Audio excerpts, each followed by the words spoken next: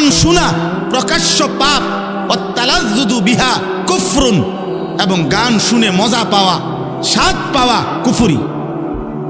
কুফরি কুফরি কুফরি, মজা পাওয়া। এই যেমন তাল মারে, হাত লাড়ে, পাও লড়ে, শরীর নাড়ে, বাড়ি দেয়,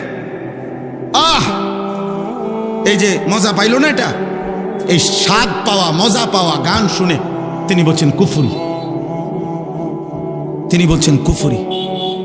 হ্যাঁ, হযরত ওমর ইবনে আব্দুল আজিজ রাহমাতুল্লাহ আলাইহি বলছে যে কলিজার ভিতরে আল্লাহর কোরআন আছে, সেখানে গান থাকতে পারে না। যে দিলের মধ্যে গান আছে সেই দিলে আল্লাহর কোরআন থাকতে পারে না। লা ইয়াজতামিউ ফি কলবিন ওয়াহিদ, এক অন্তরে গান এবং কোরআন দুইটা জমা হয় না। ইম্মাল কোরআন ওয়া ইম্মাল গিনা, হয় কোরআন থাকবে নয়তো গান থাকবে। ইমাম ইবনুল কাইয়িম জৌজি রাহমাতুল্লাহ আলাইহি বলছেন, লাগাতার যে গানে অভ্যস্ত হয় তার সবচেয়ে বড় ভয়ঙ্কর একটা বিষয় হলো তার মৃত্যুর মুহূর্তে সম্ভাবনা খুব বেশি।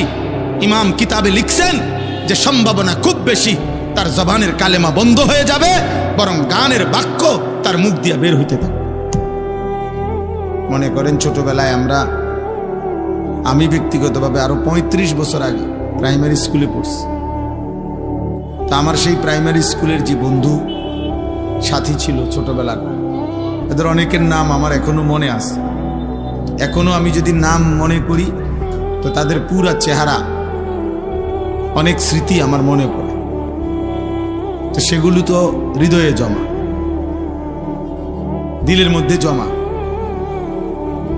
এই জন্য আল্লাহ তাআলা কোরআনুল কারীমের মধ্যে দিলের বিষয়ে খুব যত্নবান হইতে বারবার বলছে, قد أفلح من تزكى, অন্তরকে যে পরিশুদ্ধ করেছে, গুনাহ থেকে মুক্ত রেখেছে, সেই সফল হয়েছে।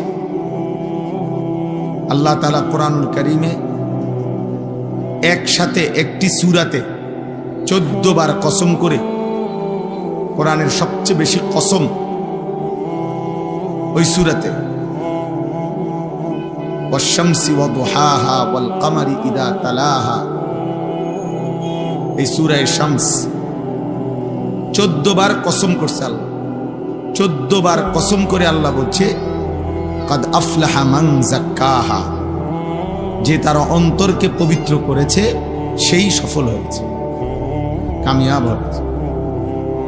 বাহ্যিক পৃথিবী কেউ 1000 বারও যদি পায়, 1,00,000 বারও যদি পৃথিবীর বাহিরের অনেক কিছু তার অর্জন হয়, এটা সফলতা না। আয়াহসাবুনা আন্নামা নুমিদ্দুহুম বিহি মিন মালিন ওয়া বানিন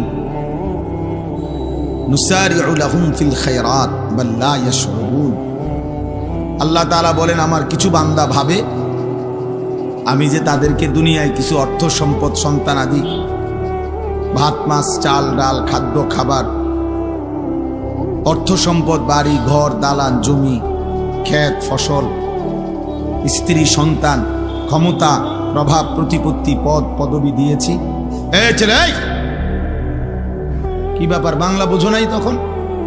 এই বেটা ফালতু কোথাকার, তুমি তো চলে যাও। তোমার কি জোর করে বসাইছে কেউ? ওই যে অনেক সিএনজি আছে, অটো আছে, ওগুলো উঠাও বাবা।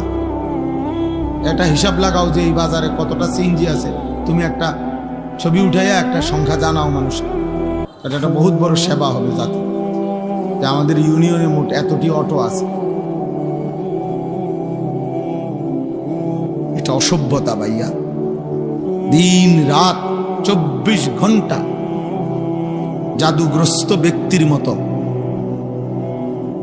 হৃদয়ে, ব্রেনে মোবাইলের আসক্তি, এটা সম্পূর্ণ প্রতিবন্ধী অসুস্থ মানুষের লক্ষণ।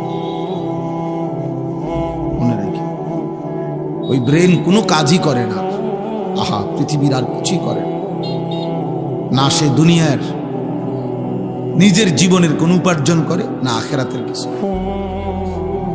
এত বেশি পরিমাণ ঘন্টা আমাদের হাত থেকে কেড়ে নিচ্ছে। এবং জীবনের সবচেয়ে মূল সময়, যখন যৌবন, শক্তি, সামর্থ্য, কিছু করার, কিছু গড়ার, নিজেকে সাজাইবার সময় ছিল। বেঈমান, ওই সময়টাই আমাদের হাতে। এটা দিয়ে আমাদের হাজার হাজার লক্ষ লক্ষ ঘন্টা, মিনিট, 30 জন মুসলিম ছেলে যদি 30 ঘন্টা